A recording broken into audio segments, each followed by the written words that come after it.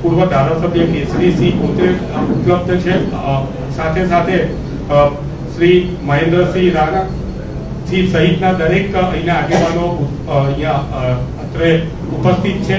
તો હું વિનંતી કરીશ આદરણીય પ્રમુખ શ્રી અમિતભાઈ ચાવડા સાહેબને કે સૌ પ્રથમ કેસરીસિંહને ખેસ પહેરાવીને તેમનું સ્વાગત કરે.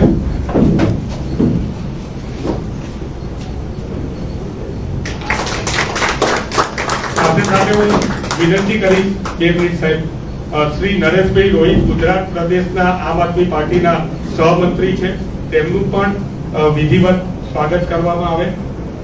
અને સાથે શ્રી નિકુલભાઈ મકવાણા ઉપપ્રમુખ છે એસસી વિંગ ગુજરાત પ્રદેશના, તેમનું પણ અહીંયા સ્વાગત છે. નિકુલભાઈ આપનું પણ ખૂબ ખૂબ સ્વાગત છે. શ્રી કમલેશભાઈ કાપડિયા મહામંત્રી શ્રી અસારવા ગુજરાત પ્રદેશ વિધાનસભાના, તેમને પણ સ્વાગત છે. અને શ્રી સંદીપ સોલંકી આમ આદમી પાર્ટીના અસારવા વિધાનસભાના મંત્રી છે, તેમની સાથે યુવા કાર્યકર્તા છે, એમનું પણ ખૂબ ખૂબ ગુજરાત પ્રદેશ કોંગ્રેસ સમિતિ સ્વાગત કરે છે. હું એક ફોટો સેશન માટે સર પહેલા વિનંતી કરીશ, ત્યારબાદ માનનીય પ્રમુખ શ્રી અમિતભાઈ ચાવડા આપણને ઉદ્બોધન કરશે. આમ આદમી પાર્ટીના મિત્રો પણ આવી જાય.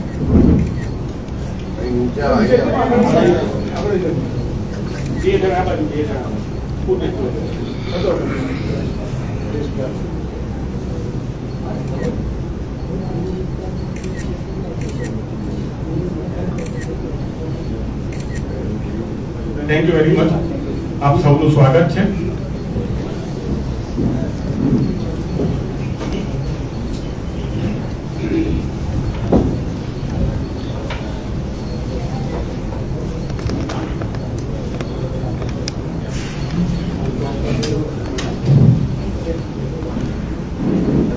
આજની પ્રેસ વાર્તામાં અમારી સાથે ખાસ ઉપસ્થિત ખેડા જિલ્લા કોંગ્રેસ સમિતિના પ્રમુખ માનનીય શ્રી મહેન્દ્રસિંહભાઈ, પૂર્વ ધારાસભ્ય, પૂર્વ મંત્રી આદરણીય વિમલભાઈ શાહ, અમારા ખેડા જિલ્લાના પ્રભારી આદરણીય નટવરસિંહભાઈ અને સંજયભાઈ, ભારતસિંહભાઈ, અમારા પ્રદેશના પ્રવક્તા ભાઈ હેમાંગભાઈ, બધા જ મિત્રોનું હાર્દિક સ્વાગત કરીએ છીએ.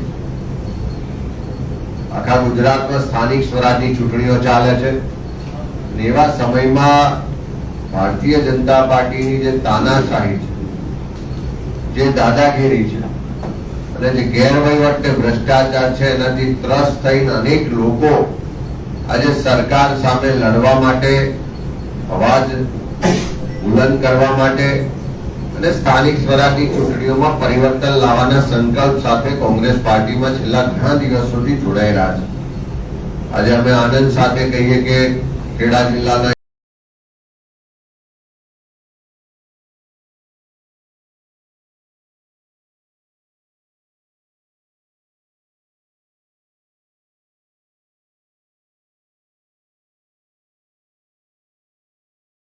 હોદ્દેદારો ભાઈ નરેશભાઈ રોહિત, નિકુલભાઈ, કમલેશભાઈ, સંદીપભાઈ સહિત અનેક કાર્યકરો આજે જોડાઈ રહ્યા છે, ત્યારે બધાનું કોંગ્રેસ પાર્ટીમાં હાર્દિક સ્વાગત કરીએ છીએ.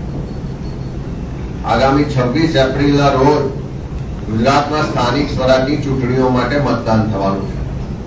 ઉમેદવારોના નોમિનેશનની પ્રક્રિયા પૂરી થઈ છે, ચકાસણી પણ થઈ ગઈ છે. અને જે છેલ્લા 2-4 દિવસોનો આપણે ગુજરાતનો માહોલ જોઈએ, એક તરફ ચારે બાજુ ભારતીય જનતા પાર્ટીના લોકો જ્યારે લોકો વચ્ચે પ્રચારમાં જાય છે, ત્યારે જાકારો મળી રહ્યો છે.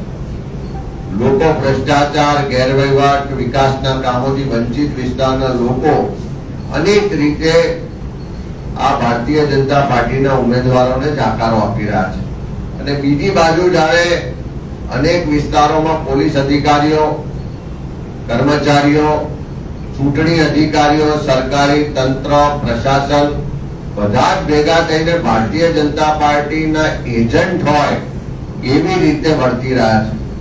તમે કલોલમાં જોઈ લો તો પોલીસ અધિકારીઓ દ્વારા કોંગ્રેસના ઉમેદવારોને ડરાવવા દબાવવાનો પ્રયત્ન થઈ રહ્યો છે, ધમકાવવામાં આવે છે.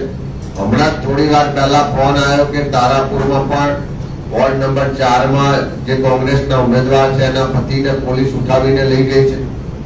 એ પહેલા સુરત શહેર હોય, ઇવન આ પ્રદેશ સમિતિના કાર્યાલયમાં પણ પોલીસના અધિકારીઓ આવી અને અહીંયાથી ઉમેદવારોની માહિતી આપો, લિસ્ટ આપો એવું દબાણપૂર્વક અહીંયા કહેવાનો પ્રયત્ન કરે છે. અનેક વિસ્તારોમાં ધાક ધમકી આપવામાં આવે છે. અનેક વિસ્તારોમાં અપક્ષ ઉમેદવારો ઉભા રાખવા માટે જાણે પોલીસને કોન્ટ્રાક્ટ આપ્યો હોય ને પોલીસનું તંત્ર એજન્સી હોય ભાજપની, એવી રીતે અપક્ષ ઉમેદવારો ઉભા રાખવા માટે બુટલેગરો અને બીજા લોકોને સાથે લઈ અને લઘુમતી વિસ્તાર અને બીજા ગરીબ વિસ્તારમાં અપક્ષ ઉમેદવારો ઉભા રાખવા પણ પોલીસ પ્રયત્નશીલ છે. સુરત શહેરમાં પણ અનેક વખત પોલીસ વિભાગ સામે ફરિયાદો કરવા છતાં પોલીસના અધિકારીઓ, એસઓજી, એલસીબી ના જે અધિકારીઓ છે, કર્મચારીઓ છે, પોલીસના મિત્રો છે, એ લોકો દ્વારા ડરાવવા દબાવવાનો પ્રયત્ન કરવામાં આવે છે. ચૂંટણી પંચને લેખિત પણ પહેલા જાણ કરવામાં આવી છે. આજે પણ કોંગ્રેસનું પ્રતિનિધિ મંડળ 4 વાગે ચૂંટણી અધિકારીઓને મળવાનું છે. આખી ગુજરાતમાં જે પોલીસ અને પ્રશાસન ભેગા થઈને લોકશાહી ખતમ કરી રહી છે, લોકોના બંધારણીય અધિકારો ખતમ કરી રહી છે, ચૂંટણીની જે પારદર્શકતા હોવી જોઈએ, તટસ્થતા હોવી જોઈએ, એને ખતમ કરી રહી છે, એની સામે વિરોધ સ્વરૂપે આવેદન પણ આપવાના છે. અમે ચૂંટણી પંચના અધિકારીઓને પણ કહેવા માંગીએ છીએ, પોલીસ અને પ્રશાસનના અધિકારીઓને પણ કહેવા માંગીએ છીએ કે તમારી જવાબદારી છે લોકશાહીની રક્ષા કરવાની, તમારી જવાબદારી છે લોકોની રક્ષા કરવાની, પારદર્શક રીતે તટસ્થ ચૂંટણી થાય એના માટેની જવાબદારી છે, લો એન્ડ ઓર્ડર સાચવવાની જવાબદારી છે. એના બદલે ભાજપના એજન્ટ બનીને કામ કરવાનું બંધ કરો, નહીં તો આવનારા દિવસોમાં એવા કોઈ પણ અધિકારીઓ હશે એને છોડવામાં નહીં આવે. જે લોકો કોંગ્રેસના ઉમેદવારોને ડરાવવા દબાવવાનો પ્રયત્ન કરે છે, જે લોકો ધમકીઓ આપે છે, એવા અધિકારીઓ હોય, બુટલેગરો હોય, બિલ્ડરો હોય કે પૈસાવાળા હોય કે ભાજપના મળતિયા હોય, એવા તમામ લોકોને મીડિયાના માધ્યમથી કહેવામાં આવે છે કદાચ એકાદ જગ્યાએ સફળ થશો, પણ જે લોકો આમાં સંડોવાયેલા હશે આવનારા સમયમાં એમણે પણ ભોગવવાની તૈયારી રાખવી પડશે. કારણ કે આ લોકશાહી છે, દેશ બંધારણ મુજબ ચાલે છે, નહીં કે કમલમના કાર્યાલયમાંથી આદેશ મુજબ તમારે કામ કરવાનું હોય. જે પણ અધિકારી કર્મચારીઓ છે એ પ્રજાના પડસેવાના ટેક્સના પૈસાથી પગાર લે છે. તમે પ્રજાના સેવક છો, પ્રજા સાથે બંધાયેલા છો અને ભાજપના એજન્ટ તરીકે કામ કરશો તો એની ભોગવવાની તૈયારી પણ એવા બધા જ મિત્રો રાખે. આજે અમદાવાદના એક બિલ્ડર દ્વારા કોંગ્રેસના ઉમેદવારને ફોન કરીને લાખો રૂપિયાની ઓફર કરવામાં આવી. ગઈકાલે પણ એક કોંગ્રેસના ઉમેદવારને લાખો રૂપિયામાં ખરીદવાનો પ્રયત્ન થયો. એવા સંજોગોમાં એવા બિલ્ડરોને પણ કહેવા માંગીએ છીએ, બુટલેગરોને પણ કહેવા માંગીએ છીએ, ભાજપના એજન્ટોને પણ કહેવા માંગીએ કે આવી કોઈ પણ પ્રવૃત્તિમાં રસ લેશો એના માટે જવાબદારી તમારી રહેશે. આવનારા સમયમાં તમારે પણ એનો હિસાબ પણ આપવો પડશે અને એના માટેની તૈયારી પણ રાખવી પડશે.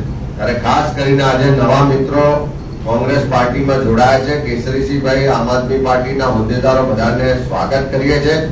આ લોકશાહીની લડાઈ છે, લોકોના વચ્ચે જઈને લડવાની છે, જનતાની અદાલતમાં જનતા ફેસલો આપવાની છે. ત્યારે 26 તારીખે જનતાની અદાલતમાં જવા કોંગ્રેસ પાર્ટીના કાર્યકરો, ઉમેદવારો તૈયાર છે. લોકો વચ્ચે જઈશું, ભાજપના ભ્રષ્ટ શાસનને ખુલ્લું પાડીશું, ભાજપના ગેરવહીવટને ખુલ્લું પાડીશું ને ગુજરાતમાં પરિવર્તન લાવીશું.